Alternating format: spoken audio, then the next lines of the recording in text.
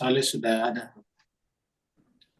Kita minta kepada beliau untuk membacakan kepada kita, memandu kita membaca ayat-ayat Allah Subhanahu wa taala, surat Al-Araf, surat yang ke-7, ayatnya 116 sampai 120.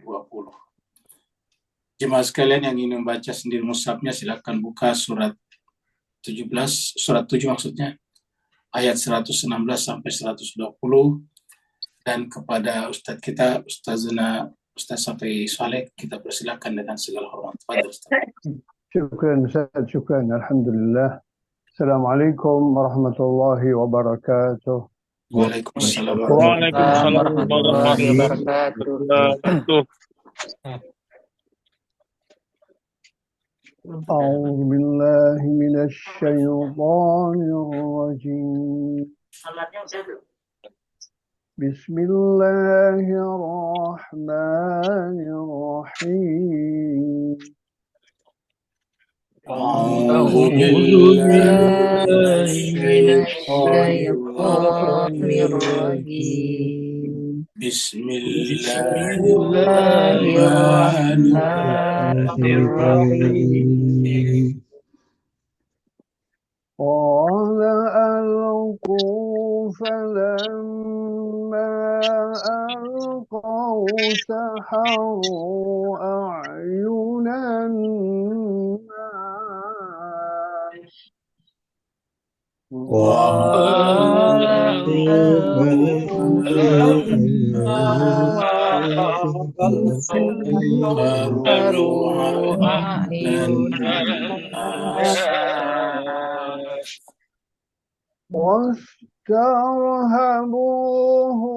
واسترهبوهم جهلا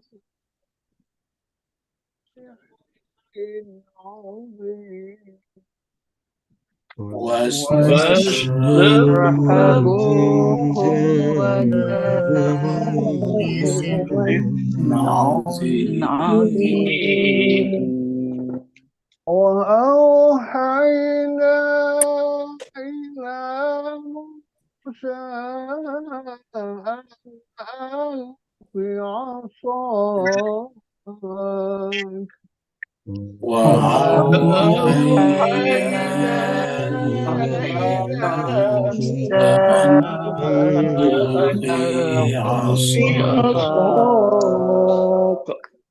فإذا هي تلقف ما يأفكون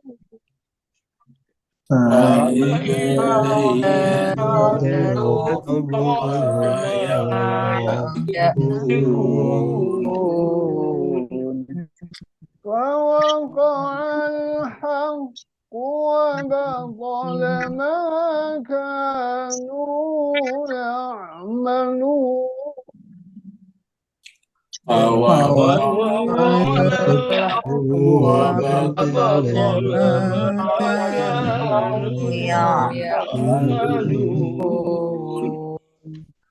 فغلبوا هنالك وانقلبوا صاغرين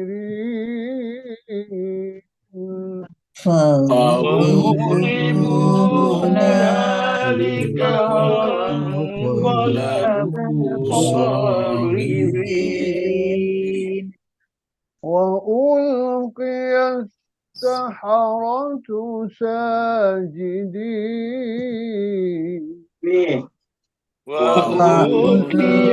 صدق الله العلي العظيم. صدق الله العظيم.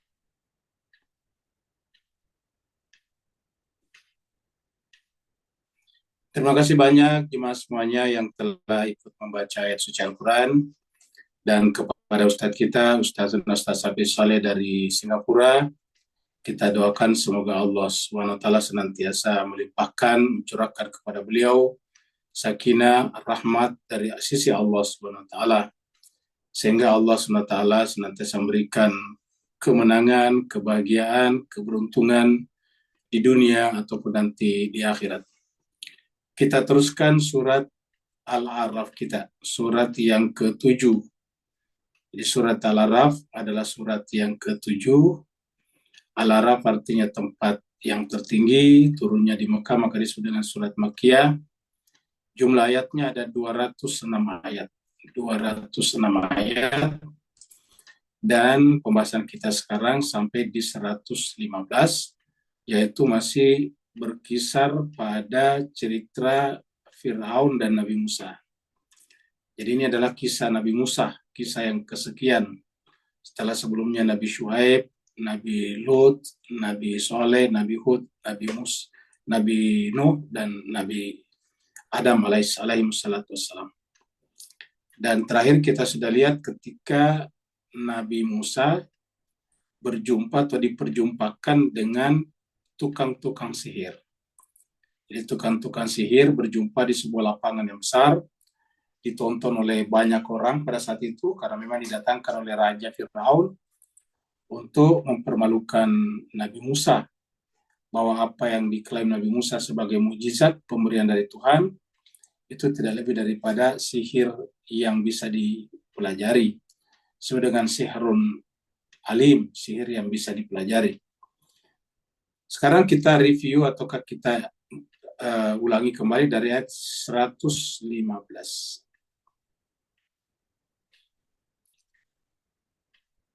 Jadi 119 Allah SWT berfirman, A'udzubillahi minasyaitonirrajim. Bismillahirrahmanirrahim. Qalu ya Musa imma an tulqiya wa imma an nakuna nahnul mulkin.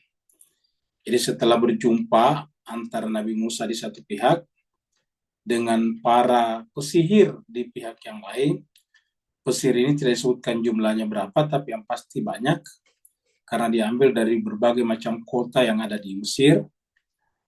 Nah, sekarang setelah berjumpa, menjadi dua kubu, menjadi kelompok, kubunya Nabi Musa, Musa sendiri, kemudian kubunya pesihir banyak.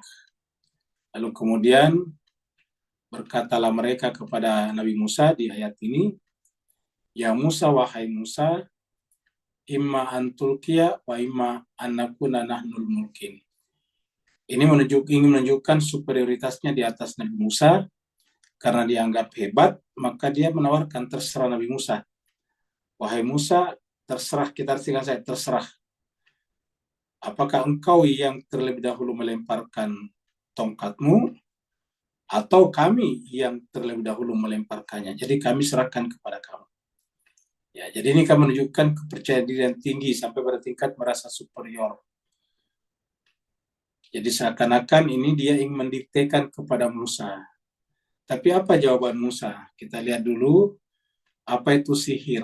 Ya, kita lihat pada video berikut ini sebelum kita buka ayat 116. Perhatikan video berikut ini.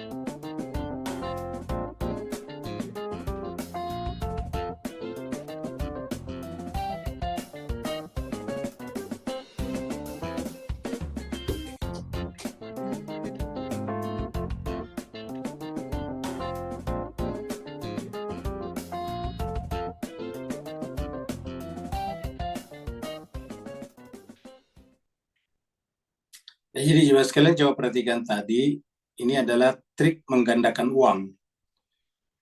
Cuma ini adalah sulap. Dia terus terang mengatakan ini adalah sulap. Tetapi banyak orang yang menggunakan ini sebagai alat untuk menipu orang. Dia katakan, marilah uang Anda saya perbanyak seperti ini. Tapi kita bayangkan tadi 4 lembar uang 100.000 bisa digandakan menjadi masing-masing 4 kali. Berarti kan uang 100.000, 400.000 bisa menjadi 16.000, 1.600.000. Nah, jadi kalau misalnya hitung sendirilah, kalau misalnya 40 juta menjadi berapa, 400 juta menjadi berapa.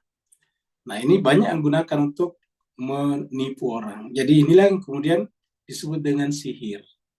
Ya, sebetulnya adalah permainan kecepatan tangan saja. Kalau kita teruskan ini videonya, dia akan menceritakan apa trik-triknya, bagaimana cara kok kelihatan uang bisa digandakan.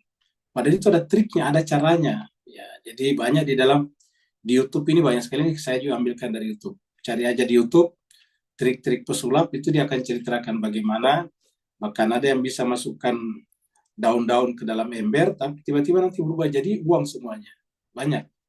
Nah, orang-orang awam kita kemudian ini terpukau. Nah, kata terpukau itu namanya tersihir. Jadi kata-kata sihir nantinya itu sahara itu artinya memukau. Ya, memukau. Jadi melihat sesuatu dari tempat yang gelap. Makanya kata saharu itu satu asal kata dengan sahur. Sahur itu kan pada saat mulai malam akan hilang, tapi fajar belum naik juga, tapi hampir naik, hampir muncul itu si fajar. Jadi ibaratnya kita menunggu fajar dari tempat yang gelap. Nah, jadi kita berada pada posisi gelap. Kita berada pada posisi tidak rasional. Terpukau itu adalah emosional, bukan rasional. Kita sudah ceritakan sebelumnya, ini disebut dengan emotional hijacking. Maka Al-Quran mengatakan, qala. Kemudian Nabi Musa menjawab, tadi ingat, tukang-tukang sihir atau para pesihir menawarkan kepada Musa, apakah engkau Musa yang duluan ataukah kami yang duluan melemparkan tongkat? Qala, maka berkatalah Nabi Musa, menjawab Nabi Musa, alku, kalian silakan lemparkan duluan. Artinya silakan kalianlah yang terlebih dahulu melemparkan tongkatnya. Jadi kata alku di sini kata kerja perintah untuk banyak. Jadi pesihir itu banyak. Falamma alqau, tatkala mereka melemparkan. Saharu ini kata kerja, ini fiil bahasa Arab ini. Jadi kemudian saharu ini adalah fiil. Jadi tatkala para pesihir atau tukang sihir itu melemparkan tongkatnya, saharu ayunan nasi. Jadi saharu ini adalah fiil, kemudian maf'ulnya, objeknya adalah ini, ayuna, maka di atas. Ayunan nasi, dia di fathah karena dia mansub, objek daripada saharu. Jadi menyihirlah ataukah memukaulah. Jadi, perhatikan, memukaulah matanya manusia. Jadi mata. Jadi kata-katanya di sini permainan mata. Ya. Mata. Ya. Nanti kita akan temukan di dalam Al-Quran ada juga kata ayun, tetapi bukan saharu di depannya, tapi kurrah. Karena nanti kurratu ayun. Ya. Kalau kurratu ayun dalam Al-Quran itu selalu bermakna positif, bagus. Tapi kalau saharu ini negatif. Ya. Jadi bisa kita katakan bahwa lawan daripada saharu itu adalah kurrah. Kalau asli menyenangkan mata, kurratu ayun. Sedangkan kalau itu hanya tipuan saja, namanya saharu ayunan nas. Ya. Jadi ini adalah fiil menunjukkan pelakunya banyak sama dan ini. Jadi makanya sama juga terakhir waw dan alif di sini. Mat. Sini ada waw dan ini ada matnya. Kenapa? Karena sama-sama bentuk jamak. Alku, ya. Ini adalah perintah, kalau di sini adalah fiil madi. Alku, lemparkanlah kalian, kemudian saharu, kemudian tongkat-tongkat yang jadi ular itu saharu, menyihir, memukau, ya, memukau, membuat terpesona, ayunan nasi, mata-mata anas. Kenapa anas? Karena orang-orang di sana yang terpukau adalah yang terhipnotis, yang terpesona adalah orang-orang yang menonton pada saat itu. Ya Musa tentu saja Tidak, karena Musa tahu itu hanyalah permainan saja. Jadi saharu ayunan nasi, menyihir. Nah, apa itu saharu? Ini kata kuncinya di sini memahami. Ya, supaya kita yang menyampaikan ini untuk menyampaikan pesan Allah kepada kita, jangan sampai kita selalu tertipu dan tertipu gara-gara ada kata sihir. Pertama, begitu kita percaya adanya sihir, kita sudah masuk dalam separuh perangkap sihir, perangkap penipuan. Kenapa? Karena kalau kita percaya kan berarti kita bisa melakukan apa yang diminta nantinya. Mungkin dalam keadaan normal tidak, tapi kalau kita ada masalah, ya. Biasanya kan orang tersihir itu kalau ada masalah. Karena ketika orang ada masalah biasanya cenderung tidak rasional. Orang ada masalah itu paling gampang di-hijack secara emosional. Ya, makanya orang-orang biasa ditipu, diperangkap, diapa-apain. Pokoknya adalah orang yang ada masalah secara personal, secara pribadi, secara mental. Nah, pada saat itu mereka gampang sekali. Misalnya ada orang butuh sekali uang, sangat-sangat butuh. Tiba-tiba ada menawarkan menggandakan uang tadi, maka dia akan rela memberikan uang yang apa adanya, ada padanya. Ya, satu-satunya uang yang ada padanya adalah uang bayaran sekolah anaknya, diberikan supaya harapannya menjadi banyak. Ya. Atau ada orang punya masalah misalnya dengan keluarganya, lalu kemudian dia katakan bahwa saya bisa menyelesaikan keluarga kamu. Ya, saya hanya mandikan saja seperti ini. Maka orang dengan gampang percaya. Kenapa? Karena dia tersihir secara emosional.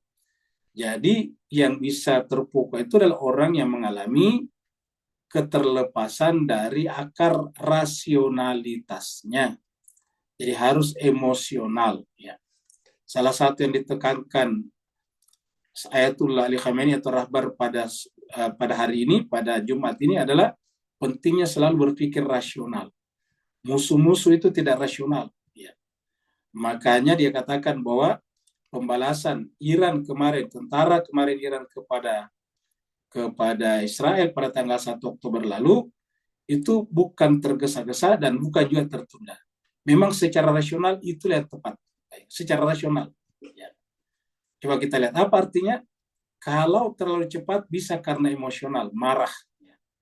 Kalau terlalu lambat bisa karena takut, emosional juga. Jadi kata beliau itulah yang tepat, waktu yang tepat. Tidak terlalu cepat dan tidak terlalu lambat. Kenapa? Ya itulah yang rasional. Jadi ingat, selalu rasional. Jadi saharu, bisa kembali baca reviewnya khutbah beliau. Jadi saharu ayunan nasi, mensihir mata manusia. Tapi sayangnya banyak orang percaya dengan ini. Ya. Kalau misalnya sihir itu ataukah sulap tadi hanya untuk sekedar hiburan sih nggak apa-apa, kita terima itu sebagai art, sebagai seni hiburan, seperti mana sandiwara, drama, film, syair, pantun, puisi, cerita pendek itu kan oke-oke aja. Kita tahu bahwa kebanyakan mereka tidak benar. Yang cerita pendek biasanya cuma karangan, ya. Novel biasanya karangan. Tokoh-tokohnya tidak benar, bahkan alur ceritanya juga dibuat-buat. Tapi karena menghibur, ya biasanya kita senang baca, paling tidak mengajari kita membuat kalimat-kalimat yang efektif, yang bagus, yang indah.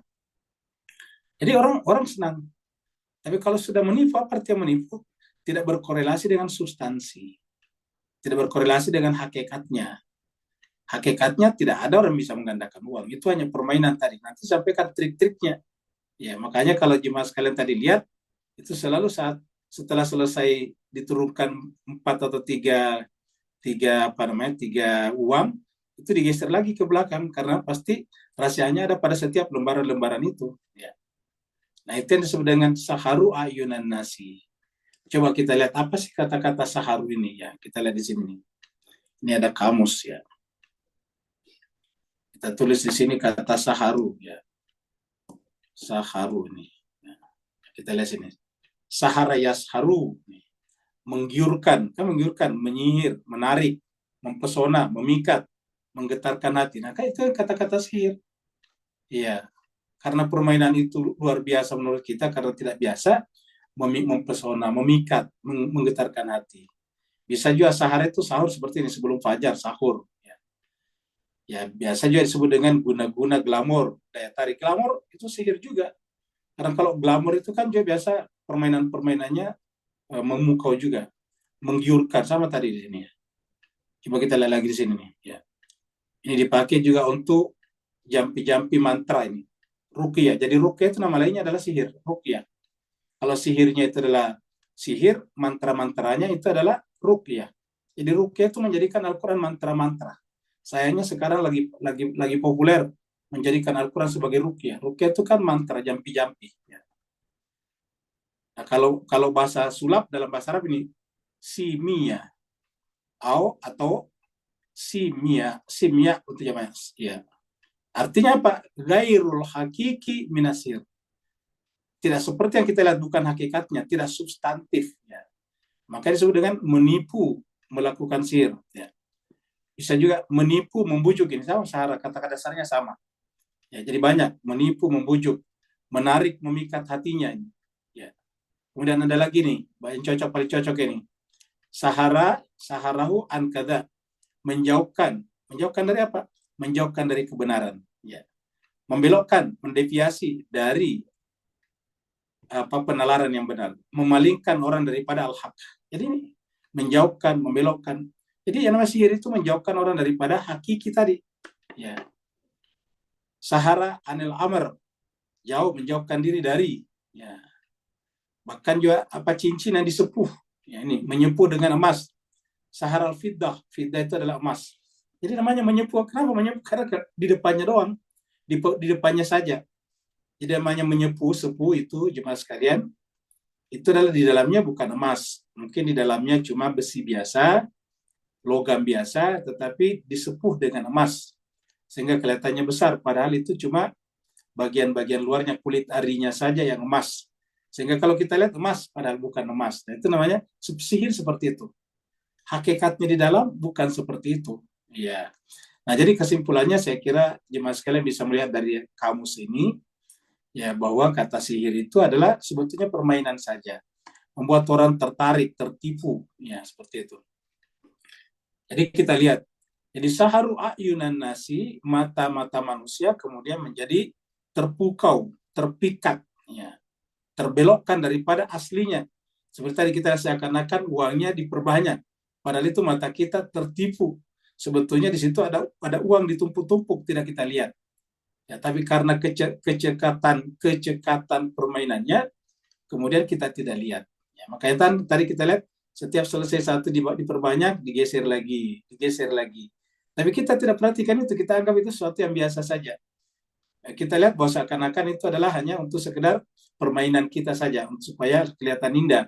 Setelah ditarik beberapa biji, kayak dikocok-kocok begitu. Ternyata itu adalah di situ trik-triknya muncul. Nah, cuma yang si mas-mas tadi itu kita apresiasi. Kenapa? Ya karena dia jujur. Dia jujur, ini kan permainan saja.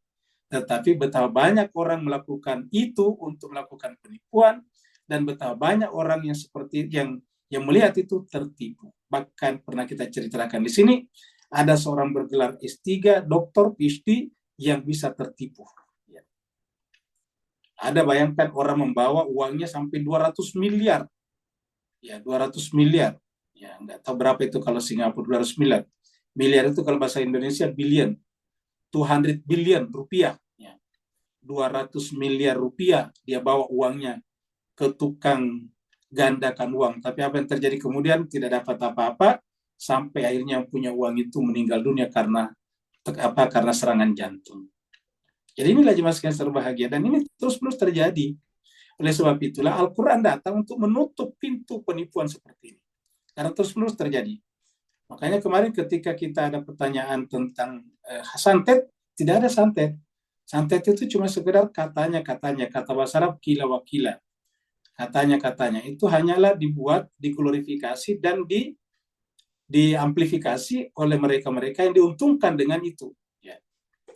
Karena pasti ada yang diuntungkan di sana. Ada dukunnya dan ada tenaga-tenaga marketingnya yang nanti akan dapat juga sesuatu dari sana. Di Indonesia dulu, nggak tahu di Malaysia dan di Indonesia mungkin juga pernah dengar, di Indonesia dulu ada ustadz yang mengaku bisa memindahkan penyakit dari orang ke kambing.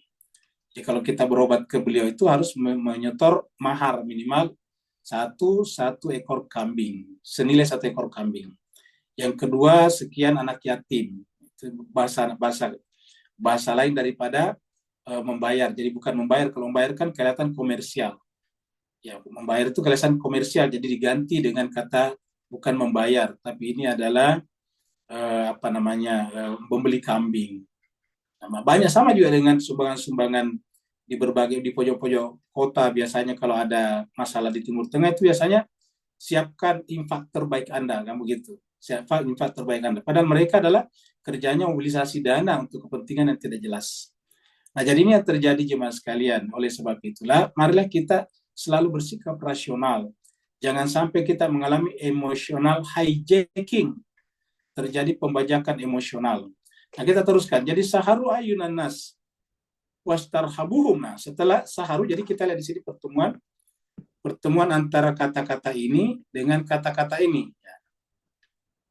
Setelah orang terpukau, kehilangan akal sehatnya, dia menjadi terintimidasi. Wastarhabuhum itu terintimidasi. Ya, tiba-tiba terintimidasi, ya, ketakutan, terteror, ya. Secara mental terteror. Terteror apa? Oleh kehebatan orang itu. Ya. Seakan-akan orang itu hebat sekali. Kan ini tujuannya adalah untuk mengecilkan arti kenabian Musa. Kan memang tujuannya untuk yastarhabuhum sebetulnya. Untuk menunjukkan bahwa apa yang dilakukan Musa itu sesuatu yang kecil saja. Yang besar itu adalah para tukang sihir ini. Kalau Musa kan cuma sendiri, kalau tukang sihir semua bisa melakukannya. Jadi tujuannya adalah saharu, memukau, memikat mata manusia, sehingga mengalami emotional hijacking. Setelah itu, manusia kemudian mengalami intimidasi. Makanya jemaah sekalian coba perhatikan. Kalau ada yang namanya hipnotis di jalan, itu selalu begitu. Orang misalnya bermasalah, tiba-tiba di sampingnya berdiri laki-laki besar. Biasanya kan banyak di hipnotis itu perempuan. Ada laki-laki di hipnotis, tapi jarang sekali. Kebanyakan perempuan, ibu-ibu. Jadi ibu-ibu yang jalan sendiri, ya. Lalu kemudian tiba-tiba di sampingnya berdiri laki-laki besar. Itu kan dari itu saya tiba-tiba sudah kaget. Yang kedua, begitu lihat laki-laki besar. Ya. Nah, pada saat itu, lalu kemudian mentalnya jatuh, runtuh. Dia tiba-tiba mengalami namanya emotional hijacking. Nah, tinggal si laki-laki besar tadi mendiktekan kehendaknya perempuan itu. Dikatakanlah sama orang itu hipnotis. Ya. Padahal itu ini adalah apa namanya? Ini adalah alurnya. Alur pertama adalah saharu ayunan nasi, kemudian berikutnya wastarhabuhum. Jadi ini adalah tahap pertama, ya. Ini adalah tahap kedua. Ya. Nah, jadi saharu ayunan nasi, baru kemudian wastar. Begitu mereka terintimidasi, ya, perasaannya tiba-tiba terkalahkan, begitu hebatnya itu tukang sihir, maka kemudian wajah sihir, barulah dia menjadi sihir yang besar. Tiba-tiba menjadilah sihir yang besar ini. Ya. Inilah tahap ketiga. Ya. Ini tahap ketiganya. Ya, jadi kita menyebutnya sihir itu setelah kita runtuh secara mental.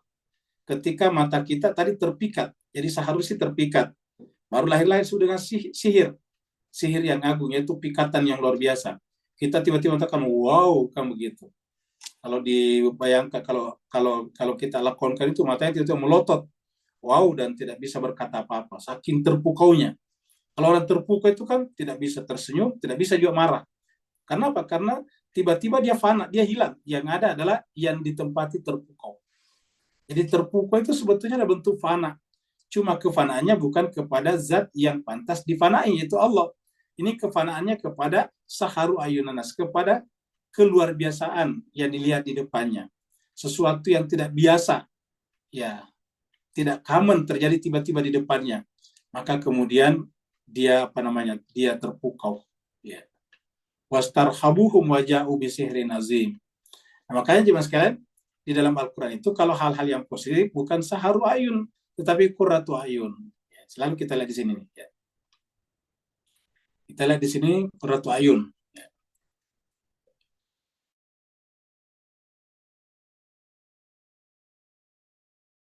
Ya. Ini adalah surat 32, surat sajadah, ini surat as-sajadah ini. Surat sujud ayat 17. Allah berfirman, "Fala ta'lamu nafsun ma ukhfiya lahum min qurrati ayun." Jadi min qurrati ayun jazaa'an bima kanu ya'malun. Ini berkaitan dengan ahli sorga nantinya di sini ya. Fala ta'lamu nafsun. Seseorang itu tidak tahu ma ukhfiya lahum, apa yang disembunyikan bagi mereka min qurrati ayun, yang ada di dalam hatinya, penyejuk hati. Artinya sesuatu yang begitu indah, jazaan sebagai imbalan bima kanu ya'malun. Ini adalah balasan orang-orang yang masuk surga, karena di bawahnya nanti afaman kana mu'minan kama kana fasikan la yastawun. Jadi ada orang mukmin itu adalah seperti ini ya. Karena orang mukmin itu kalau ditarik ke atas ayat 15 ini kan sujud ya, ini kan nanti di atas ini adalah innamal mu'minuna alladzina orang mukmin itu apabila dibacakan ayat Allah ya, maka dia kemudian kharru sujadan ya, dia tersungkur sujud, itu di ayat 15-nya. Nah, kalau ini adalah maka dia beriman, maka kemudian di dalam hatinya ada qurratu ayun. Tiba-tiba dalam hatinya itu ada kenikmatan, nyejuk, itu artinya senang sekali hatinya.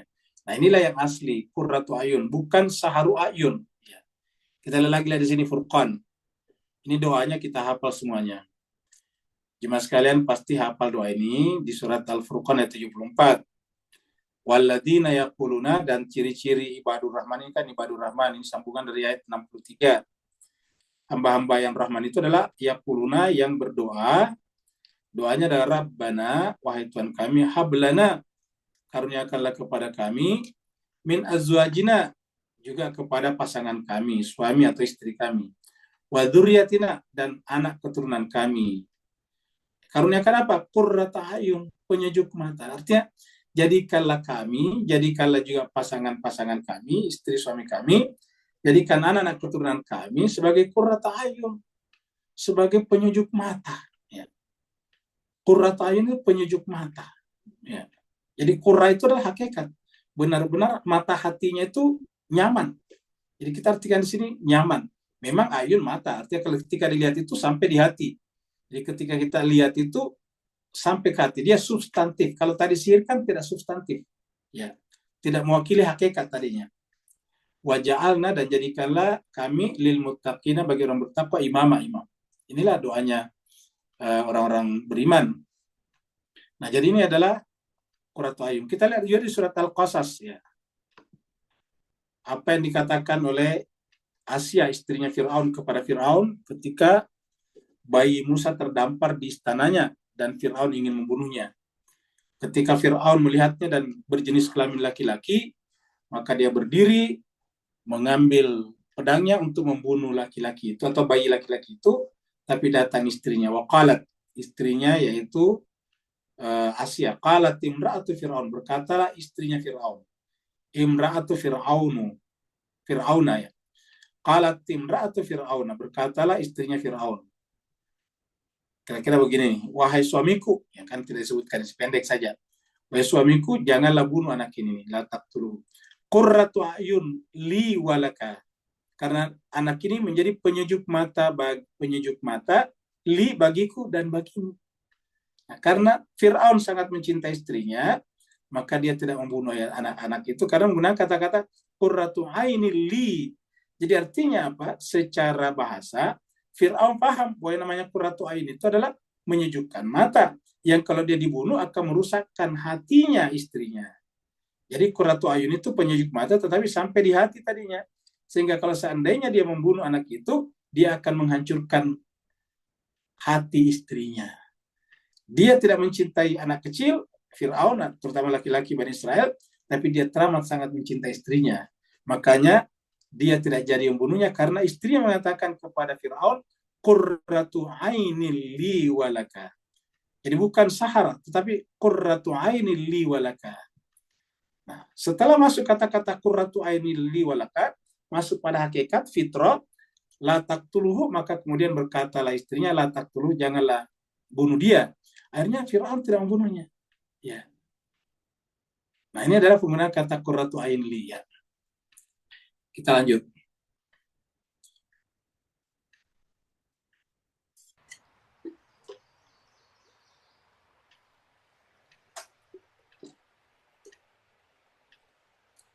Ini video kita ini memakan ular lamban ya.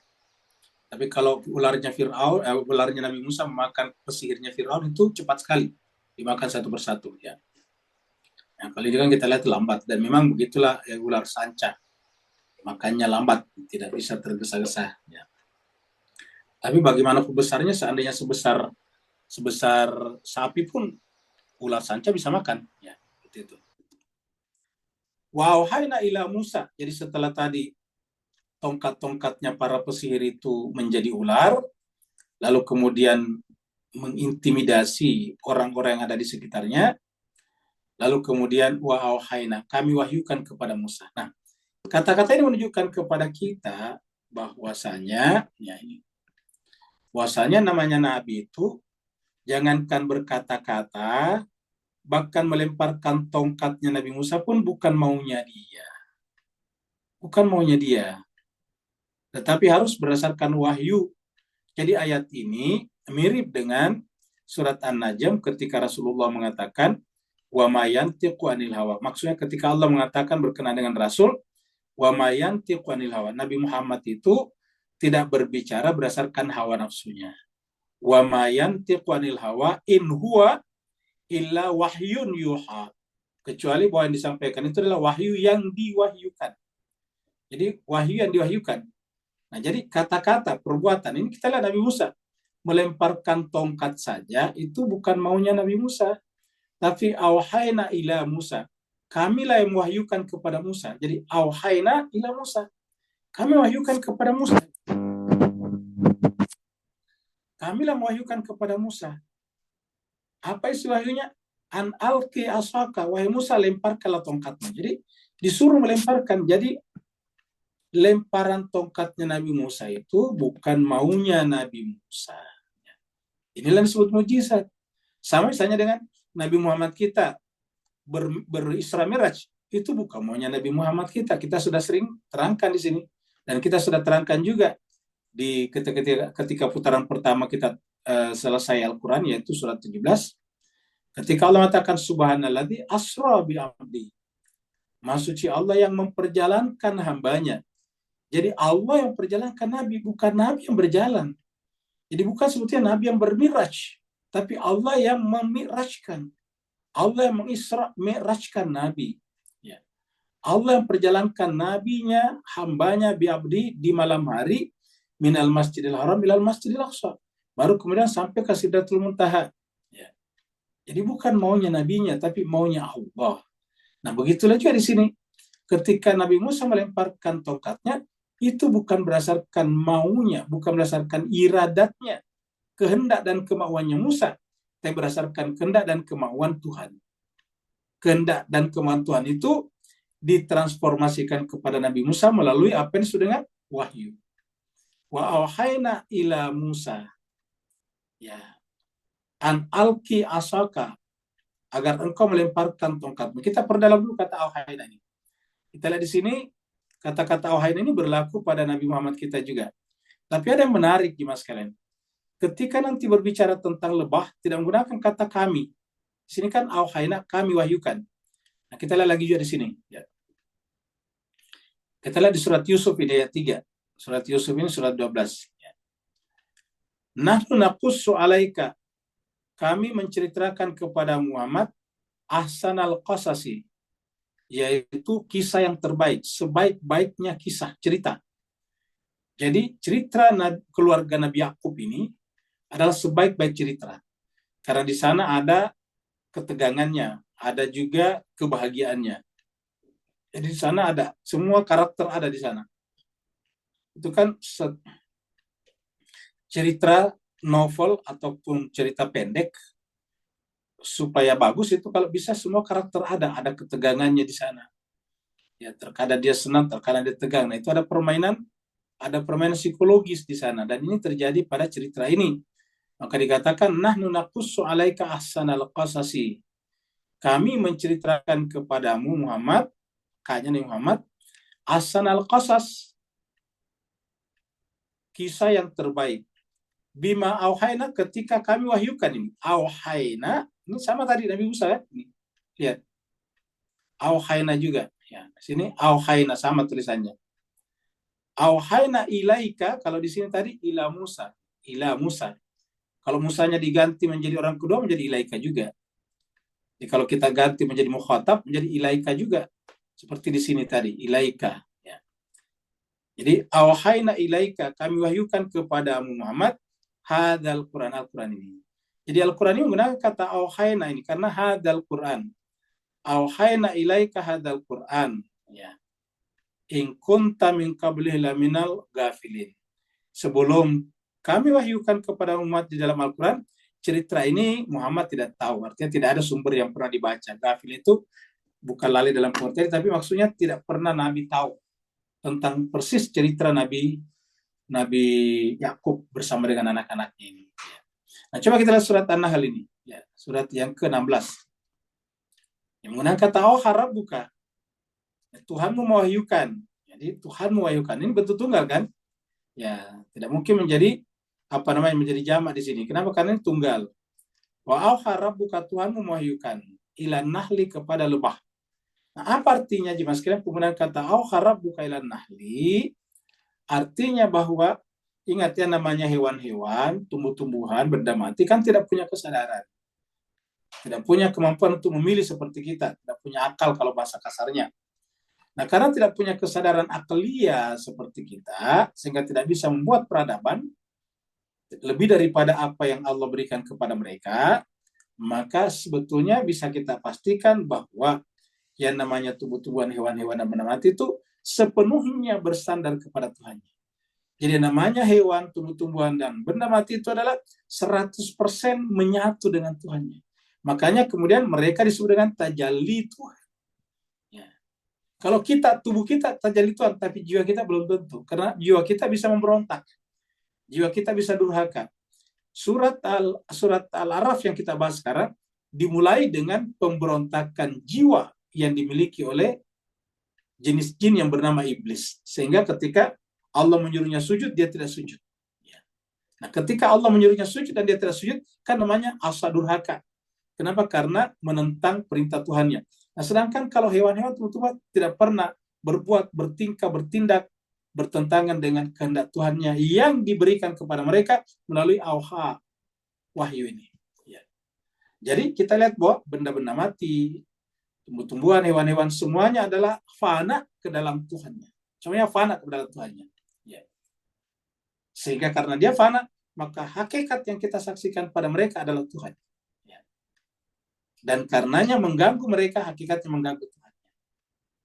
Nah, oleh sebab itulah, kita hanya boleh menggunakan mereka atas izin Allah. Kapan izin Allah itu? Secara umum ketika mendatangkan manfaat. Kalau tidak mendapatkan manfaat, tidak boleh kita membunuh hewan-hewan, mencabut tumbuh-tumbuhan. Satu. Yang kedua, ada izin khusus, yaitu kalau menyembelih hewan-hewan tertentu harus baca bismillah. Kalau tidak baca bismillah, maka dianggap tidak ada izin khusus. Dan karenanya dianggap haram.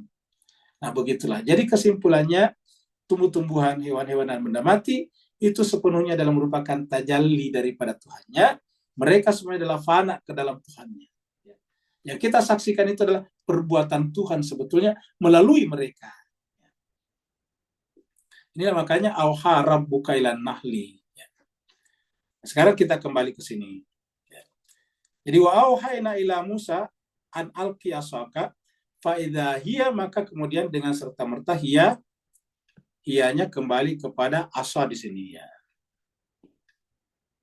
Kembali ke sini. Maka dia asaka, tongkat itu talkafu ya. Talkafu itu adalah menelan. Talkafu, menelan. Ya, kalau memakan itu kan ada unsur mengunyah. Kalau ini kan menelan. Coba lihat tadi ular itu kan menelan. Jadi kalau kita lihat tadi ular itu kan menelan, bukan mengunyah. Dia ditelan masuk. Jadi persis sama dengan ular sanca tadi itu, ular sanca batik tadi itu kan menelan. Makanya kan manusia paling sering dimakan karena paling sering memang ular yang bisa makan orang adalah ular sanca. Ya. Kenapa? Karena dia bisa makan. Kalau panjangnya sancanya sudah ada sekitar 6-7 meter, itu bisa makan orang. Ya. Jadi talkafu, menelan. Ya. Padahal sancanya paling sebesar betis. Betis kita, atau sebesar betis kita atau paha kita. Tetapi dia bisa makan orang. Kalau dipikir kok bisa masuk. Nah, seperti itu. Talqaf namanya menelan. Menelan apa? Ma ya'fikun. Apa-apa ya'fikun. Nah, ini kita lihat ya'fikun. Apa itu ya'fikun? Ini kata dasarnya adalah hamzah, alif, fa dan ka. Ini waw dan nun tambahan. Ya tambahan. Ini kan adalah kata kerja. Kata kerja mudhari. Jadi ya ini tambahan namanya huruf mudhari. Jadi kata dasarnya ini adalah ain, apa hamzah, fa, kaf, fa kaf. Ini a, fa, ka. Ya, ini. Coba kita lihat di sini nih. Kita lihat di kamus ini ya. Kita tulis a, fa, ka. Apa artinya? Nah, kita lihat ternyata adalah dusta, bohong. Coba kita lihat. Dusta, bohong, dusta nih. Membelokkan, memalingkan, menghalangi maksudnya. Membalikkan, ini dia. Makanya kan ada kata ifkun dalam Al-Quran. Ifkun. Ya. Jadi ada kata-kata ifkun dalam Al-Quran tuh. Ya. Hadza ifkun azim. Jadi ini adalah bohong, dusta. Ya. Jadi kata-kata afaka itu. Afakahu an ra'ihi artinya membelokkan apa ra'yunya, rasionalitas berpikirnya. Yani. Jadi afakahu an ra'sihi. Dia terbelokkan dari ra'yunya, ra'yihi. Dia terbelokkan dari pemikiran jernihnya, nalar rasionalnya. Itu adalah afakahu an ra'yihi. Ya, jadi terbelokkan. Dari afakah nanti menjadilah namanya nanti ifkun. Ya, ini. Bisa jadi nanti kan lemah akalnya. Akalnya tidak jalan. Ufika ar-rajul. Ya. Jadi seperti itu. Pokoknya kesimpulannya berdasarkan ayat ini adalah bohong, dusta. Ya. Kita lihat misalnya di ayat ini ada kata ifkun di sini. Ya. Ayat 4 ini. Surat ini adalah surat Al-Furqan. Surat 25 ayat 4. Ayat 4. Ini waqala alladziina kafaru, dan berkatalah orang-orang kafaru yang ingkar. In hadza tiadalah Al-Qur'an ini, hadza di sini Al-Qur'an ini. Tiadalah Al-Qur'an ini illa kecuali ifkun. Ini ifkun, kebohongan. Jadi kata orang kafir ini adalah kebohongan. Ya, jadi justru yang hakikat punya hakikat disebut kebohongan. Yang sihir yang tidak punya hakikat disebut sebagai kebenaran, kan terbolak-balik. Ya. Jadi yang sebetulnya ifkun itu kebohongan adalah sihir. Kenapa? Karena tidak ada faktanya, tidak ada aslinya. Jadi illa, tapi justru mereka mengatakan Al-Quran ini tiada lain illa ifkun iftarah. Jadi artinya apa? Ayat ini menjelaskan kepada kita bahwa namanya ifkun itu diada-adakan, dibuat-buat, dikarang. Ya. Coba kita lihat. Jadi ayat ini membantu kita mengatakan ifkun iftarah. Cuma karena dia kafir, tertutup, dibalik. Kata-kata ifkun iftarahu ditujukan kepada Al-Quran. Harusnya ifkun iftarahu ditujukan kepada sihir. Kita ulangi lagi, kesalahannya karena ini orang kafir. Kata ifkun iftara ditujukan kepada Al-Quran. Harusnya ifkun iftara ditujukan kepada sihir, santet, ya, tuyul, dan semacam-macamnya itu. Ya. Jemaah sekalian berbahagia, di masyarakat kita itu kepercayaan tentang ini masih sangat tinggi. Makanya kan penipuan-penipuan ini masih terus terjadi. Searching aja di internet, di googling aja. Banyak sekali penipuan-penipuan. Ya. Di Indonesia ya, kita bicara Indonesia, ada film pendidikan yang sangat bagus, yaitu yaitu Laskar Pelangi. Itu kan film pendidikan sangat bagus, ya, sangat-sangat bagus menurut saya penggarapannya. Laskar Pelangi, penontonnya bisa sampai 4 juta orang. Tapi apakah itu yang terbanyak? Bukan. Lalu apa film Indonesia terbanyak di Indonesia penontonnya? Yang di Indonesia pasti sudah bisa menerka kalau mengikuti perkembangan film, yaitu Desa Penari. Ya, Desa Penari itu cerita apa? Cerita horor. Nah, Desa Penari itu penontonnya berapa? 6 juta orang lebih. Ya, artinya apa? Masyarakat kita masih seperti itu. Jadi wajar seperti ini. Makanya Bank Dunia mengatakan Indonesia itu tidak akan pernah bisa keluar dari perangkap kelas negara berkembang. Ya. Karena kita lihat dari sisi pendidikan seperti ini. Ya. Jadi ifkun iftarahu itu adalah kebohongan yang dibuat-buat, kata ayat ini. Ya. Kita balik lagi ke sini. Jadi sudah jelas ya, kita lihat ada kamusnya, ada Al-Qur'annya, sudah jelas ya. Ya, bahwa yang namanya ya'fikun itu dari kata ifkun. Kan kaknya sama tadi, ini coba lihat tadi nih. Kaknya sama kan ya. Ini tadi, kaknya sama ini nih. Kak. Bukan qaf, tapi kak begini nih. Ya. Kaf bukan qaf. Ya. Nah, ya, jadi wa auhayna ila Musa an alqiyasaka fa idza hiya talqafu ma yaf'alun. Berarti apa? Maka ularnya Nabi Musa, karena ular asli, artinya dia adalah hakikat, mujizat, maka ularnya Nabi Musa yang berasal dari tongkat ini talqafu menelan maya fikun, apa yang mereka buat-buat. Nah, apa yang mereka palsukan. Jadi bukan ini sebetulnya yang apa namanya yang tepat terjemahnya. Terjemahan yang tepat adalah yang di bawah ini, kepalsuan. Jadi terjemahan yang di bawah ini yang cocok, kepalsuan tadinya. Sesuai dengan kamus tadi. Ya. Jadi talqafu maya fikun, maka ular-ularnya Nabi Musa itu menelan semua yang mereka kepalsuan mereka, segala kepalsuan. Ini bagus nih terjemahnya. Maka tiba-tiba dengan serta-merta, iza ini dengan serta-merta, ular itu talqafu menelan habis segala kepalsuan mereka. Jadi saya kira jemaah sekalian jelas ya. Nah, kita pindah lagi. Nah, ingat ini karena ayat berikutnya masih bersambung dengan anunya, makna-makna kalimat yang ada di sini. Ya.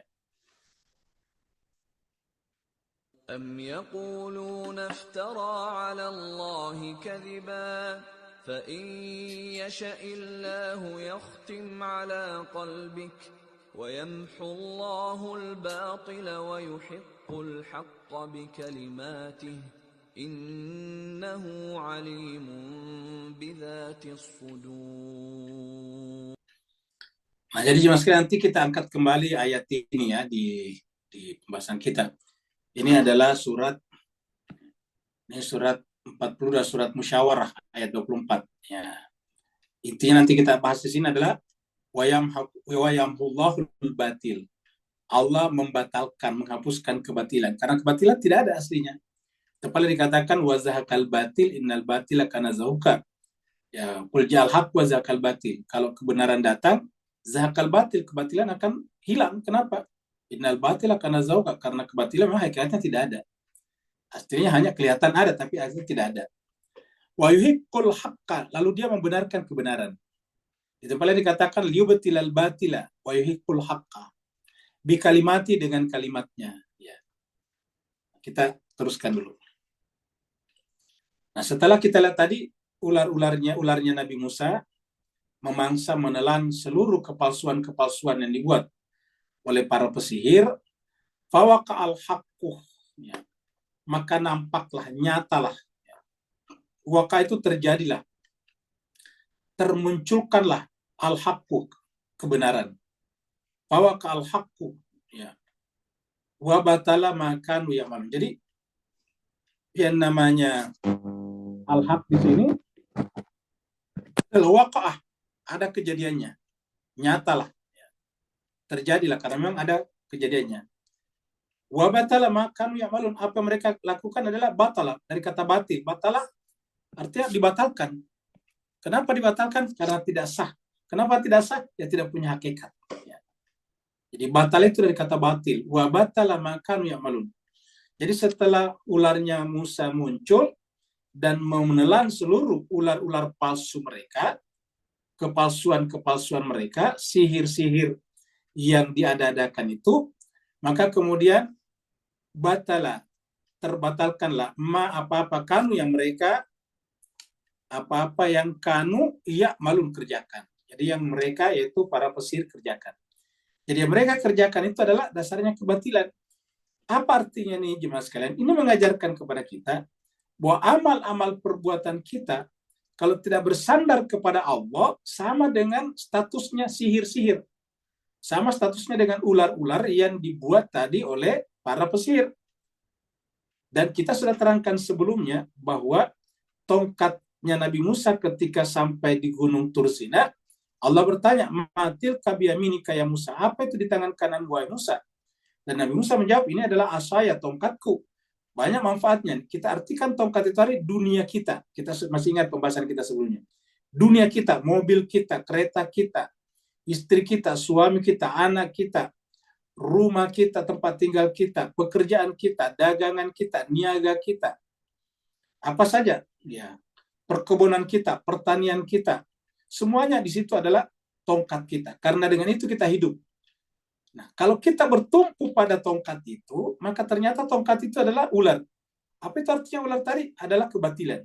Tapi kalau kita bertumpu kepada Allah, maka ular itu akan tongkat itu menjadi hakikat. Makanya setelah Nabi Musa disuruh melemparkan tongkatnya, lalu kemudian terbukti menjadi ular, Nabi Musa disuruh pegang kembali, ambil, la tahab, jangan takut. Setelah diambil kembali, berubah jadi mujizat. Nah, dunia seperti itu. Dunia kalau kita merasa bertumpu padanya, dia akan menjadi ular yang berbisa. Tapi kalau kita memegangnya karena perintah Allah, artinya tumpuan hati kita bukan pada tongkat, bukan pada dunia, tetapi kepada Allah, maka dunia akan menjadi mujizat. Mujizat dalam tanda petik. Kekuatan ilahiyah yang ada pada dunia, pada tongkat ini dipertunjukkan kemarin oleh Iran ketika meluncurkan rudal hipersonik menuju ke Israel pada tanggal 1 Oktober malam. Ya. Tiba-tiba jadi perbincangan di mana-mana.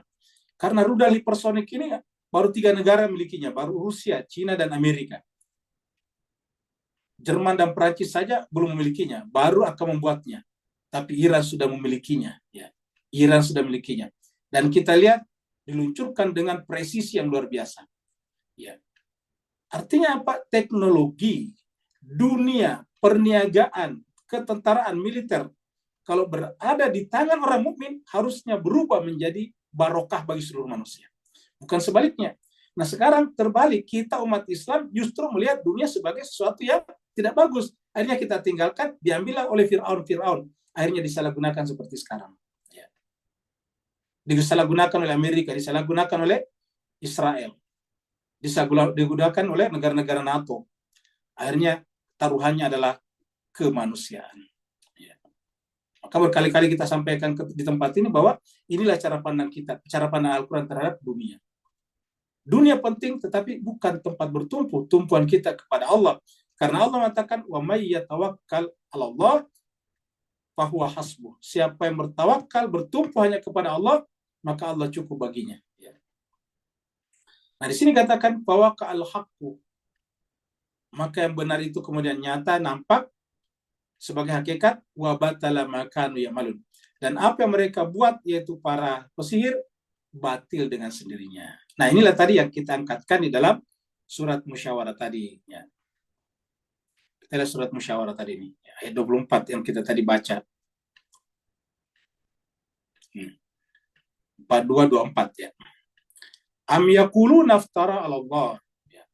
Ataukah mereka mengatakan bahwa kitab suci itu adalah ataukah mereka mengatakan iftara 'ala Allah kadiba. Bahwa kitab suci atau apa yang disampaikan Nabi itu hanya diadakan atas nama Allah. Ya. Fa in yasha'illah, kalau Allah mau, yakhtim ala qalbi, dia akan menutup kalbu kalian. Wa yamhullahul batila, dan Allah akan menghapuskan al-batil, kebatilan. Wa yuhiqqul haqqa bi kalimati, dan Allah akan benarkan kebenaran, jadi membenarkan yang benar bi kalimati, dengan kalimat-kalimatnya. Apa itu kalimat-kalimat? Kita sudah pernah pelajari, ini jamak. Kalimat itu adalah insan-insan kamil. Terutama sepeninggal Nabi kita, muncul terus kalimat-kalimat sampai akhir masa, akhir zaman.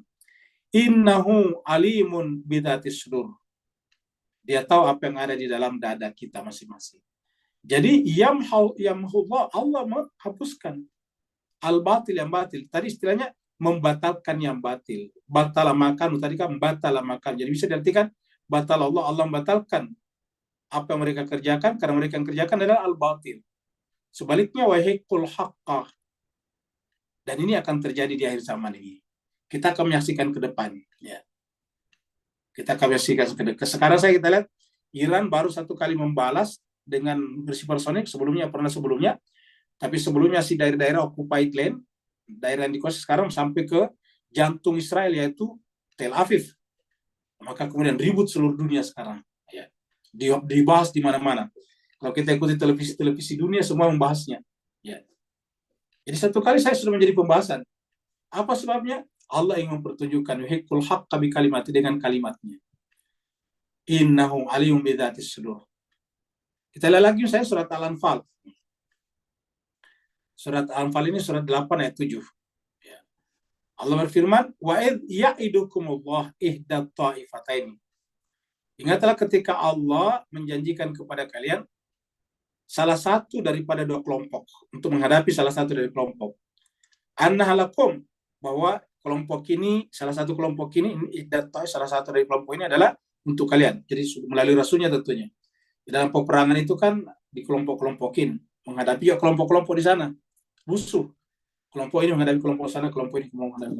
Nah, tetapi ada orang yang tidak mau ikuti Nabi, maunya saja dia. Saya, kelompok kita menghadapi kelompok siapa, nanti kita pilih. Nah, ini tidak boleh begitu. Dalam keberimamahan atau ke dalam kebernabian, itu tidak boleh hawa nafsu kita ikut. Harus mengikuti apa yang disampaikan Nabi dan orang suci. Nah, sayangnya mereka melakukan itu. Ya. Annaha lakum. Kata Tuhan, ini untuk kalian. Tapi apa yang terjadi? Watawaduna anna gaira dzati syaqwah. Tapi justru mereka menginginkan, tawadu itu mereka sama menginginkan anna gaira dzati syaqwah. Yaitu mereka menginginkan yang lemah, menghadapi yang lemah saja, yang persenjatanya kurang.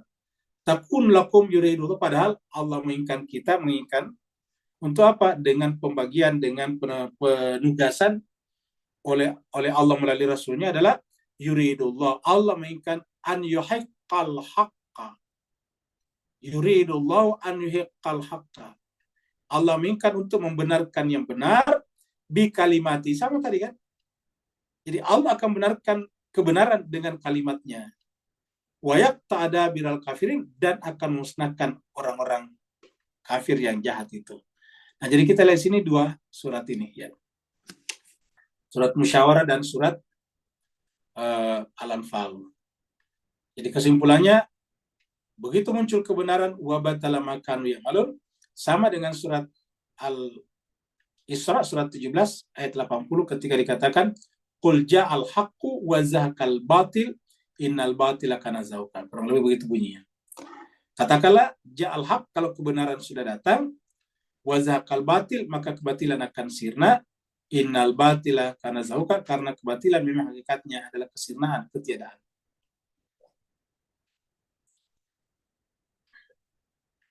Nah, ini adalah ilustrasi tukang sihir, tiba-tiba dia tersungkur ketakutan, ya, apa namanya, sujud, bukan ketakutan. Artinya bahwa mengakui apa yang disampaikan Musa itu bukan sihir. Ya. Fagulibu hunalika wangqalabu sagirin. Maka tukang-tukang sihir atau pesihir-pesihir itu gulibu, dikalahkan. Hunalika, di tempat itu. Jadi kita lihat satu Musa mengalahkan puluhan, bahkan ratusan mungkin pesihir. Jadi jangan terlalu berharap bahwa untuk mengalahkan Amerika yang begitu besar butuh juga negara atau kelompok yang besar, belum tentu. Bisa saja satu Iran sekarang bisa mengalahkan Amerika dan rombongan-rombongannya. Kenapa? Ya kita lihat di sini contohnya. Fagulibu, maka dikalahkanlah hunalika di sana. Wangqalabu, bahkan mereka tiba-tiba berubah menjadi sagirin itu terhinakan. Jemaah sekalian, kalau lihat kemarin, seandainya bisa kita melihat hati jiwa-jiwanya orang-orang petinggi-petinggi Israel dan Amerika ketika Tel Aviv diserang oleh rudal-rudal hipersonik yang jarak tempuhnya dari Teheran, dari Iran ke sana cuma 15 menit. Cuma 15 menit, ya. Jadi ibaratnya tuh tentaranya belum sempat pakai baju, rudal sudah nyampe, sudah tiba. Ya. Kalau kita lihat hati-hati mereka, jiwa mereka terhinakan luar biasa. Ya. Mereka terhinakan luar biasa. Mereka bisa membunuh orang-orang benar ini, orang Palestina, Hizbullah, dengan cara yang culas, dengan cara yang pengecut, dengan cara yang tidak manusiawi, dengan cara iblis. Contohnya saya memasukkan peledak ke dalam pager dan walkie-talkie. Ini jelas tidak dibenarkan, karena yang namanya pager dan walkie-talkie adalah teknologi sipil. Teknologi sipil tidak boleh digunakan untuk kepentingan militer. Apalagi tanpa semata, apalagi memasuki bukan wilayah militer. Dalam Islam itu selalu hanya perang boleh dibolehkan di Darul Harbi, di tempat peperangan. Makanya kita Iran selalu nyerang di pusat-pusat penyerangan mereka. Seperti kemarin, Bes Nevetim, Kenapa diserang? Ya karena di situ kan pangkalan F-35 yang digunakan menyerang Lebanon dan Nasrullah. Jadi itu yang diserang. Tapi mereka nyerang orang di kota-kota, menyerang orang di rumah-rumah. Inilah mereka jemaah sekalian berbahagia. Dan hebatnya lagi, tidak sedikit orang yang banyak berbicara tentang humanisme, tiba-tiba bungkam tentang humanisme, kalau yang melakukannya adalah tuan-tuan mereka dari Amerika dan Israel. Ya. Tuan-tuan mereka dari Amerika dan Israel. Lalu mereka tiba-tiba tertutup mulutnya, tiba-tiba tidak bisa berbicara lantang. Ya. Nah, mereka tiba-tiba dihinakan di sana. Fagulibu hunalika wanqalabu sagirin. Ya. Maka mereka dikalahkan di sana dan inqalabu. Kata-kata inqalabu itu artinya terbalik sebetulnya.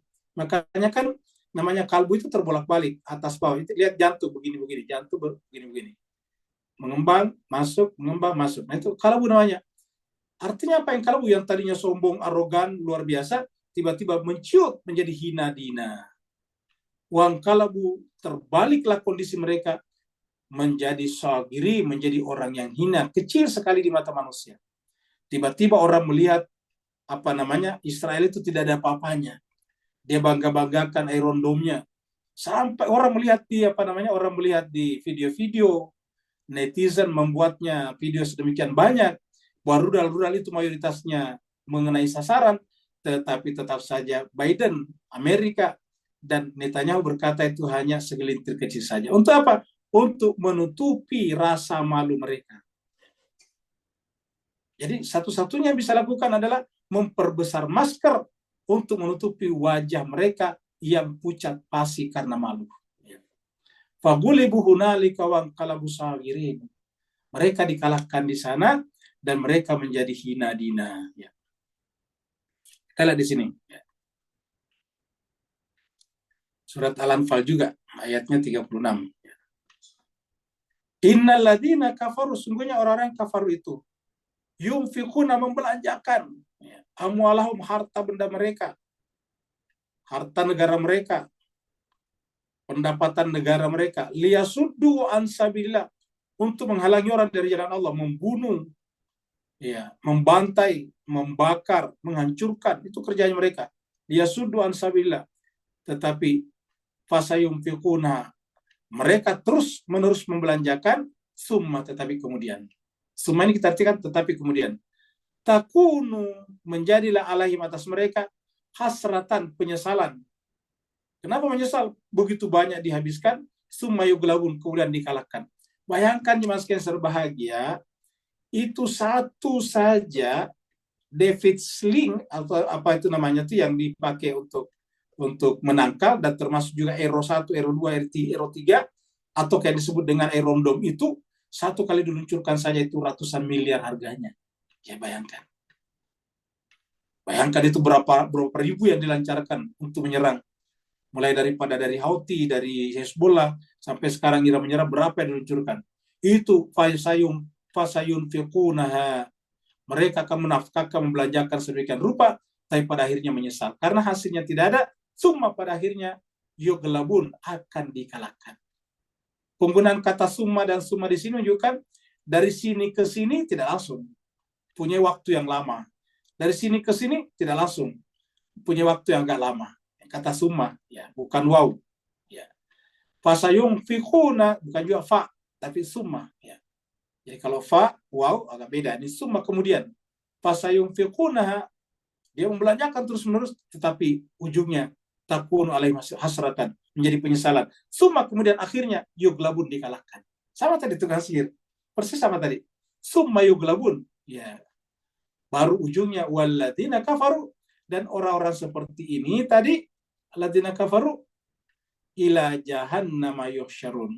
Ujung-ujungnya nanti di akhirat di neraka jahanam lah mereka dikumpulkan. Sudah di dunia membelanjakan harta begitu banyak, tetapi di akhirat ila jahannama yuhsyarun. Kita lanjut lagi.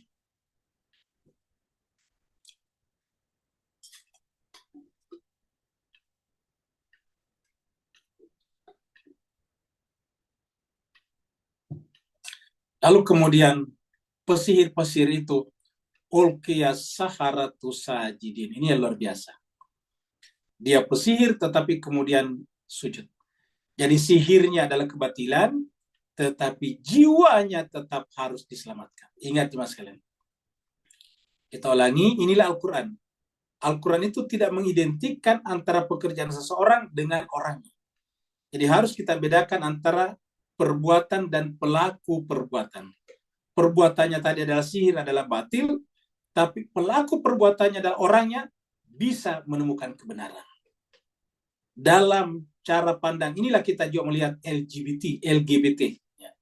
LGBT itu perbuatannya adalah buruk. Perbuatan itu adalah batil. Tapi pelaku perbuatannya harus yang kita selamatkan. Jadi perbuatannya kita tolak, tetapi orangnya tidak boleh kita benci. Orangnya tidak boleh kita isolasi. Orangnya tidak boleh kita singkirkan. Orangnya justru kita rangkul untuk supaya berharap dia akan menemukan kebenaran suatu saat sebagaimana para pesihir ini. Inilah cara pandang Islam.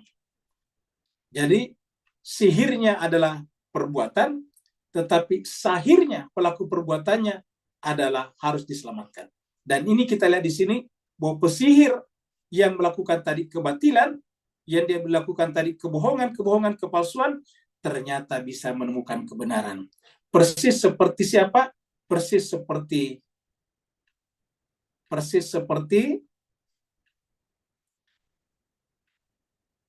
Al-Hur di Karbala. Persis seperti Al-Hur di Karbala. Jadi Al-Hur di Karbala itu jemaah sekalian berbahagia, kemudian menemukan kebenaran. Ya, sama dengan ini. Dia sujud Al-Hur, ini juga. Wa ulqiya saharatu sajidin. Lalu kemudian para pesihir itu pun sujud. Ya. Wa ulqiya saharatu sajidin. Artinya apa jemaah sekalian? Coba ikuti pembahasan surat Al-Araf dari awal. Kan satu temanya, sujud. Ya. Jadi kita sekarang sudah ayat 120. Tapi dari awal surat ini berbicara tentang satu tema, yaitu sujud. Dan iblis tidak sujud. Fir'aun tidak sujud. Ya. Kaumnya Nabi Nuh tidak sujud. Kaumnya Nabi Hud tidak sujud. Kaumnya Nabi Saleh tidak sujud. Kaumnya Nabi Lut tidak sujud. Kaumnya Nabi Syuaib tidak sujud. Kaumnya Fir'aun tidak sujud. Tetapi tukang sihir yang didatangkan justru sujud kepada Nabi Musa. Walqiya saharatu sajidin. Lalu kemudian dia bersujud kepada Allah melalui Nabi Musa. Ya. Jadi jemaah sekalian berbahagia, saya kira jelas sekarang bahwa kata kunci daripada surat Al-Araf adalah sujud. Jadi bisa kita katakan bahwa yang dipersaksikan nanti di akhirat oleh Al-Araf, oleh laki-laki, rijalun, orang-orang yang menempati Al-Araf, yang melihat orang lewat di titian sirat, itu adalah orang-orang yang sujud. Makanya kita sudah lihat tadinya, dia melihat bisimahim, dilihat melalui tanda-tandanya. Simahum piujuhim, di wajah mereka ada tanda-tanda sujud. Ya. Asari sujud, ada tanda-tanda sujud di wajah mereka. Dan mereka diselamatkan di sana. Sujud apa maksudnya? Apakah sujud dalam pengertian seperti salat saya? Tidak. Pembahasan dari awal, sujud di sini adalah sujud kepada Allah melalui insan suci yang Allah perintahkan kepadanya kita sujud, sebagaimana Allah berkata kepada malaikat dan iblis, sujudlah kepada Adam, fasajadu illa iblis. Maka tukang sihir ini adalah tidak mengikuti iblis, yaitu dia justru sujud. Wa ulqiya saharatu sajidin. Maka para pesihir itu kemudian tersungkur sujud. Ya. Mudah-mudahan bermanfaat. Kalau benar dari Allah SWT, kalau ada kekurangan dan khilafahnya dari kekurangan pribadi Al-Fakir, mohon dimaafkan. Yang mau bertanya dipersilakan.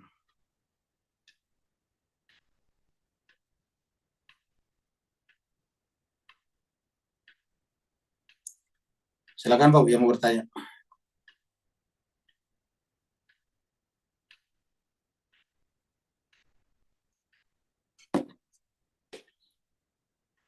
Ada pertanyaan?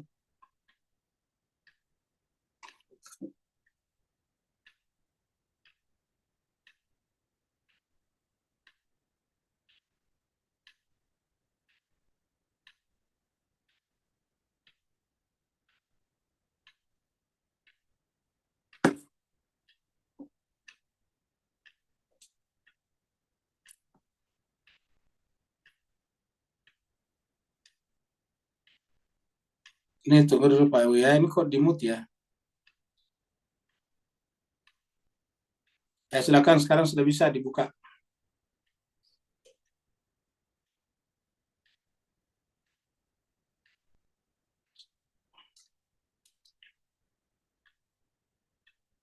Silakan Pak Bu yang mau bertanya.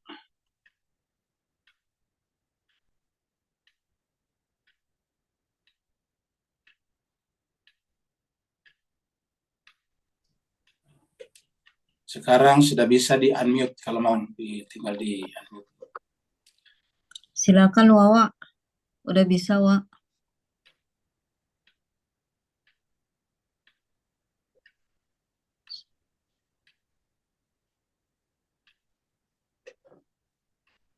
Ini ada pertanyaan dari Sinta dulu ya di chatting ya.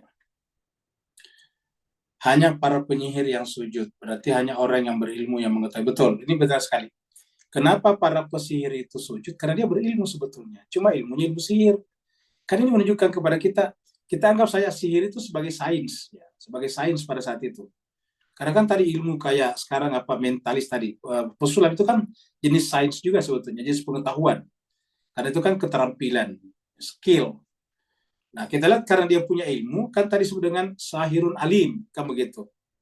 Sahirun alim itu artinya penyihir yang berilmu. Nah, ternyata karena dasarnya ilmu, maka dengan gampang juga menemukan kebenaran.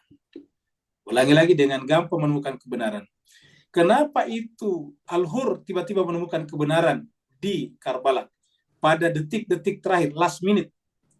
Sederhana, karena beberapa hari telah menerima kuliah gratis dari Imam Hussein. Dia menerima khutbah, nasihat, kuliah dari Imam Hussein. Karena Al-Hur lah yang paling pertama berjumpa dengan Imam Hussein. Al-Hur bersama dengan pasukannya diperintahkan untuk menahan Imam Hussein dari luar sebelum masuk ke Karbala. Lalu kemudian menggiring sampai ke Karbala supaya jangan sampai masuk ke Kufah. Nah, sepanjang penggiringan kita sudah ceritakan, itu Imam Hussein selalu berbicara dengan lemah lembut kepada Al-Hur, seperti mana seorang ayah berbicara kepada anaknya. Luar biasa. Bahkan ketika Al-Hur kehabisan airnya, Imam Hussein dengan senang hati memberikan air kepadanya. Luar biasa. Dan ini kemudian menyentuh hatinya Al-Hur. Yang tadinya dia datang tadi sebagai tukang sihir, pesihir, tetapi di akhir hayatnya dia menemukan kebenaran. Hal yang sama terjadi pada para pesihir tadi. Ini menunjukkan pentingnya ilmu pengetahuan. Ya. Ada lagi? Katanya tadi, wow, menanya. Silakan, Pak.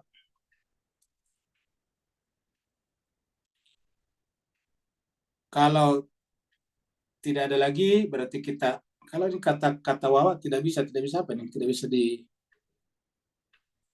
mau tanya, apakah dilakukan Nabi Sulaiman memindahkan kerajaan Ratu Balkis sebagian dari bukan, itu mujizat. Nah, kita harus sampaikan ini perbuatan Nabi, mujizat namanya. Apa artinya mujizat? Perbuatan Allah melalui Nabi. Tadi kita sudah terangkan, tongkat itu berubah jadi ular bukan maunya Nabi Musa. Tadi ingat kan wahyu. Ya. Kan tadi kita terangkan panjang. Auhayna ila Musa an alki asaka. Kan begitu. Kami mewahyukan kepada Musa pada waktunya yang tepat untuk melemparkan tongkatnya. Jadi bukan sihir. Ya, jadi ingat Sulaiman itu seorang nabi. Bagaimana bisa seorang nabi melakukan sihir? Ya. Jadi itu mukjizat. Ulangi lagi, mukjizat. Jadi harus bedakan. Justru tadi kita bicara panjang lebar ini berhadapan sihir dengan mukjizat. Ya, kalau mukjizat ada hakikatnya, yaitu Allah di belakangnya. Kalau sihir tidak ada hakikatnya, yaitu kedustaan saja, kebohongan, rekayasa seperti itu. Jadi jelas beda antara kasus Nabi Sulaiman dengan tadi sihir. Jadi harus kita bedakan. Saya kira bisa, wah ngerti ya.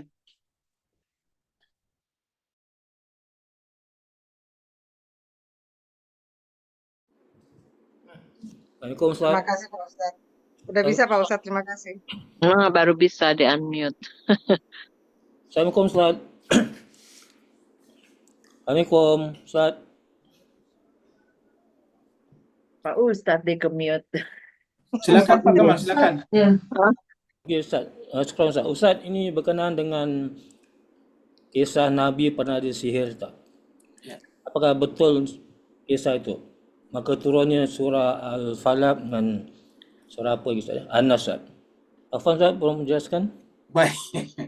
Ini sebetulnya jemaah sekalian berbahagia, ini paling gampang kita memahami, terutama bagi saudara-saudara kita masih percaya kalau Nabi kena sihir. Kalau Nabi kena sihir, berarti kebatilan mengalahkan kebenaran. Iya. Karena sihir tadi kan kebatilan, kita sudah lihat. Sedangkan kenabian adalah kebenaran. Nah, jadi bagaimana bisa Nabi kena sihir? Jadi lain, kalau Nabi kena sihir, berarti kebenaran dikalahkan oleh kebatilan. Dan kalau ini kita terima, banyak sekali ayat yang batal dalam Al-Quran. Banyak sekali ayat yang salah. Contohnya, Qul ja'al haq wa zahaqal batil. Nabi itu kan adalah al-haq, kebenaran. Tidak mungkin Nabi dikalahkan oleh para pesihir, kira-kira gitulah. Dan ditunjukkan tadi bagaimana Nabi Musa dikalahkan oleh para pesihir. Kalau Nabi Musa saja tidak bisa dikalahkan oleh para pesihir, bagaimana mungkin Nabi Muhammad dikalahkan oleh para pesihir? Sedangkan Nabi Muhammad itu adalah Sayyidul Anbiya'i wal Mursalin. Begitu. Ada lagi? Terima kasih banyak Pak Kamal atas pertanyaannya. Ada lagi, silakan. Pak Ustadz, Ya, silakan. nyambung dengan surat An-Nasnya. Padahal di situ kan Allah meminta kita untuk berlindung dari kejahatan jin dan manusia. Ya. Nah, jin ini kita tahu kan sering dimanfaatkan di kita ya Pak Ustadz ya, di negara kita kan klinik-klinik itu kan dengan menggunakan perantara jin untuk melakukan sesuatu ke orang yang tidak disukai seperti gitu Pak Ustadz. Nah, penjelasan Pak Ustadz seperti apa tuh Pak Ustadz mengenai hal ini? Jemaah sekalian, coba kita baca surat Ar-Rahman. Di sana itu ada bentuk dua-dua.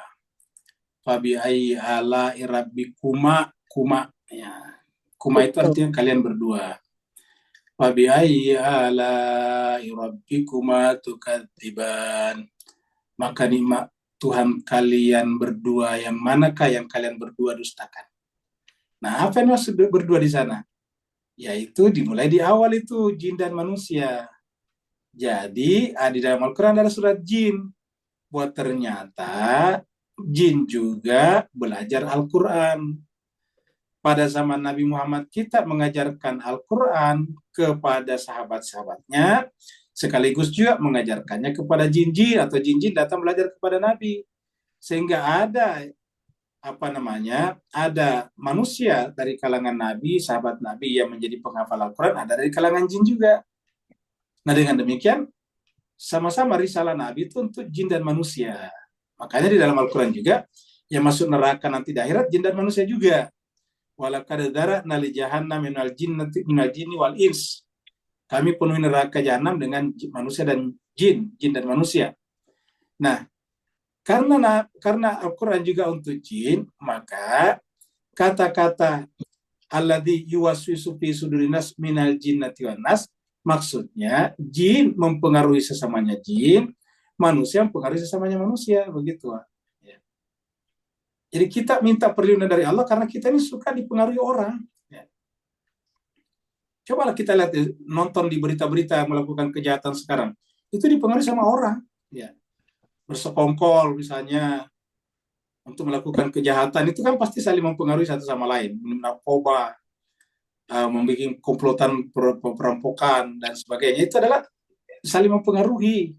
Tidak ada jin yang bisa mempengaruhi kita, yang ini manusia. Maka di awal itu surat Qul a'udzu birabbin nas dan seluruh surat dalam Al-Quran untuk jin dan manusia. Lagi-lagi untuk jin dan manusia. Maka dikatakan Qul a'udzu birabbin nas. Katakanlah, siapa yang disuruh mengatakan? Kita dan jin, saya dan jin. Jadi kalau saya Rusli adalah manusia, mungkin dia di jin ada namanya Rusli juga misalnya begitu. Wahai Rusli manusia dan Rusli jin, kira-kira gitulah. Ya. Qul, katakanlah, Qul a'udzu birabbin nas. Saya berlindung dari Rabbnya manusia. Apalagi Ilahin nas, Tuhannya manusia. Qul a'udzu birabbin nas, Malikin nas, Ilahin nas. Ya, rajanya manusia, Tuhannya manusia. Dari mana? Min syarril waswasil khannas, yang suka kejahatan al-khannas. Apa itu al-khannas? Bisa manusia, bisa jin, yang kerjanya mempengaruhi orang. Karena dikatakan, apa itu al-khannas? Alladzi yuwaswisu, ya, yang bisa mempengaruhi manusia. Alladzi yuwaswisu fi sudurin nas minal jinnati wan nas. Seperti itu. Nah, jadi dengan demikian bisa mempengaruhi manusia. Tapi kalau kemudian kita mempengaruhi jin, sampai sekarang tidak pernah ada informasi manusia kalau ingin mengetahui jin lebih dalam, perdalamlah, baca dan bacalah terjemahan daripada surat jin. Kan ada surat dalam Al-Quran surat jin, ya, surat 71 72 surat jin. Ada lagi? Itu Pak Ustadz, itu kalau yang dibilang manusia jin berbentuk manusia itu apa? Sifat. Jin berbentuk manusia. Kan Ada film. Suka Jin dibilang berwujud, tuh berwujud jin, manusia. oh jin berwujud manusia. Itu berarti sifat gitu ya? Enggak ada. Baiknya kita membicarakan sesuatu yang ada dulu. Jadi supaya kita rasional dan ilmiah, kita bicarakan yang ada. Yang tidak ada, nggak usah kita bicarakan. Ya. Film Susana. Nanti kita habis waktunya membicarakan, padahal tidak ada barangnya, tidak ada wujudnya, kan begitu. Oh. Contoh misalnya, jin berbentuk manusia. Pernah nggak lihat jin berbentuk manusia? Ada di film Pak Ustadz. Nggak ada kan, yang ada cuma di film-film atau di dongeng-dongeng, ada tuh. Ya. Ustaz, di chatroom ada, Ustaz. Ada ya? Satu pertanyaan. Jadi jemaah sekalian, bagusnya kita membicarakan sesuatu yang ada. Misalnya kita bicara tentang tuyul. Kan tidak ada sebetulnya. Siapa yang pernah lihat tuyul? Tidak ada, semua mengatakan katanya saja. Katanya. Seandainya memang tuyul ada dan tuyul bisa dipakai nyari uang, wah itu bagus sekali tuh tuyul kita kirim ke The Fed, Amerika punya bank sentral, ngambil dolar banyak, bawa ke kita, selain untuk kepentingan kita, pakai membayar juga utang-utangnya pemerintah yang sudah ribuan triliun rupiah itu. Ya. Chatroom. Chatroom ya, mana tadi chatroomnya? Coba kita lihat dulu ya.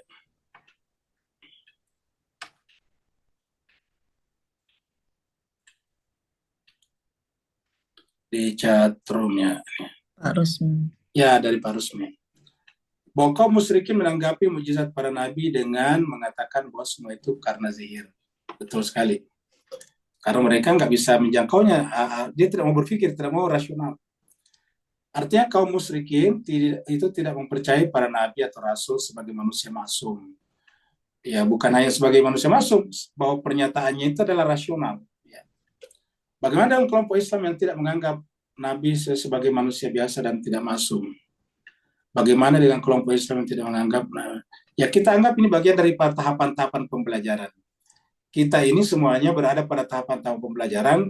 Banyak di antara kita pernah juga ke sana. Nah, tugas kita lah tadi membimbing seperti mana Nabi Musa menyebabkan tukang sihir menjadi sujud. Imam Hussein menyebabkan Al-Hur bisa menjadi sujud. Jadi marilah kita memanfaatkan perbedaan-perbedaan ini untuk saling asah, asi, dan asuh. Untuk berkomunikasi, untuk melakukan semacam meeting of mind, mempersatukan kita punya pikiran dengan dengan saling memberi dan menerima. Seperti itulah supaya karena tidak ada orang manusia itu tidak fix, tidak tetap seperti hewan-hewan. Kalau hewan kan tetap, misalnya hewan tidak pakai baju selamanya tidak pakai baju. Tapi kalau manusia itu tadinya misalnya anti Tuhan, bisa sesuatu tiba-tiba bertuhan. Yang tadinya bertuhan tiba-tiba bisa anti Tuhan, seperti itulah. Nah, inilah tugas kita dan inilah tugas para pengikut Nabi, karena dikatakan tugas ini bukan hanya tugasnya para ulama, para ustadz, para mujtahid, para marja, para mufti, tapi ini adalah tugasnya seluruh umat Muhammad, seperti mana dikatakan di dalam surat Yusuf, qul hadhihi sabili ad'u ila Allah ala basiratin ana wa manittaba'ani. Inilah jalan, katakanlah umat, inilah jalanku, qul hadhihi sabili, inilah jalanku. Hadhihi sabili, ya. Inilah jalanku. Apa itu jalanku? Ad'u ila Allah, mengajak manusia kepada Allah. Di tempat lain dikatakan caranya apa? Bil hikmah wal mau'idatil hasanah.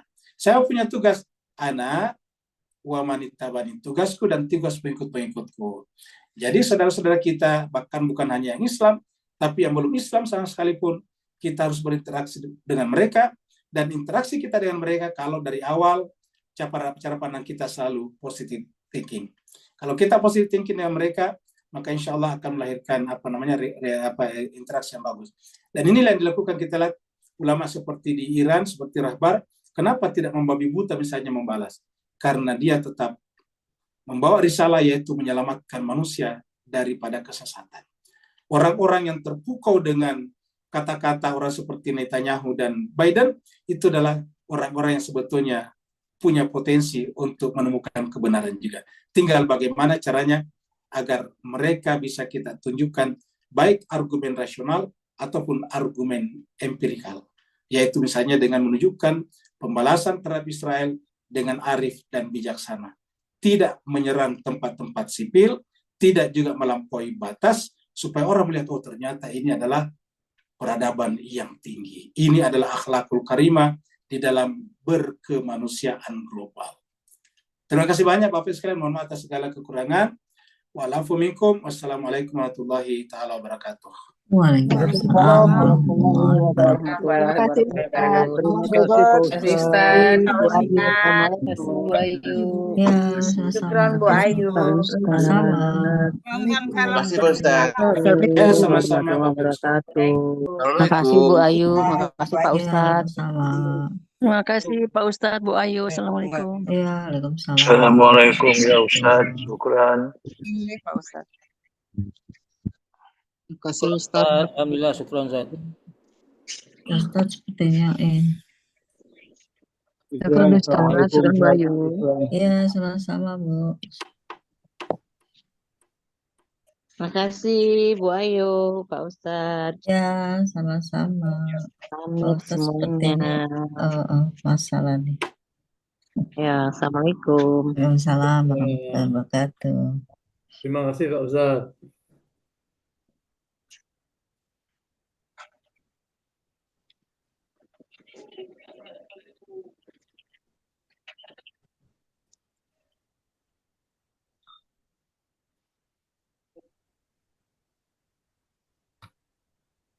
Terima kasih Ustaz. Makasih Bu Ayu. Sama-sama Bu Si. Sepertinya Ustadznya masalah di internetnya. Baik Bapak Ibu, terima kasih. Saya izin live ya. Ya Bu Ayu, makasih.